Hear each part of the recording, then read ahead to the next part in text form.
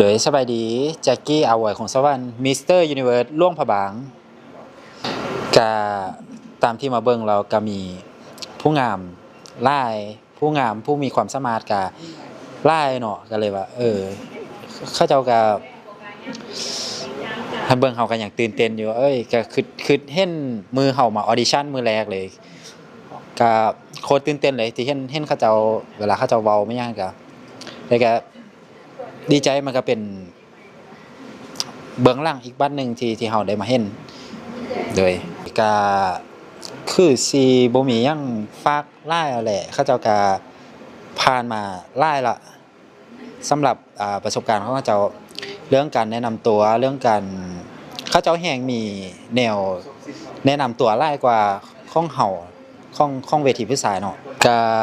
ได้เห็นแล้วก็รู้สึกก็มักอยู่ก็ทึกใจสำหรับตัวเองอยู่กะพอบ่ได้ตายกะพอสู้กับคนอื่นใด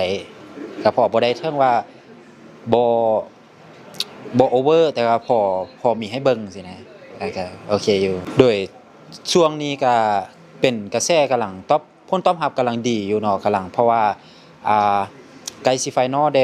แล้วก็มันก็เลยเวลาที่เฮาโพสต์หยังไปก็คนก็เริ่มสนใจหลายขึ้นเพราะว่ามันไกลสิฮอดมื้อสุดท้ายของเฮาแล้วว่าติดตามเบิ่งว่า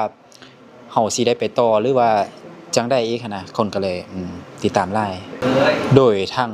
การพร้อมความพร้อมทางด้านการฝึกซ้อมเนาะการย่างก็มีความมั่นใจระดับ 90% แล้วเพราะว่าส่วนที่เหลือก็แม่นเฮาต้องเบิ่งตัวจริงว่าเวลาเฮาซ้อมแล้วทางผู้ใหญ่เพิ่นอยากให้ปรับแนวใดอีกบ่แล้วก็ความพร้อมทางด้านสภาพจิตใจก็เฮาก็พยายามฝึกฝนตัวเองเรื่องการปากเว้า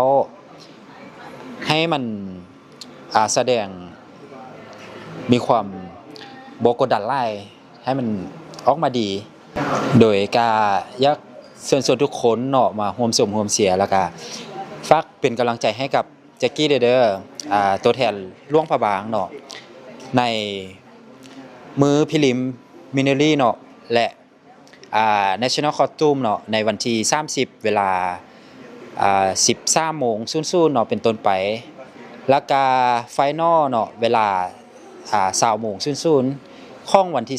30เดือนสิงหาคมนี้เนาะที่โรงแรมอามารีมือเดียวกันเลยเด้อทุกคนทั้งpreliminary แล้วก็ไฟนอลเนาะเป็นมือเดียวกันเลย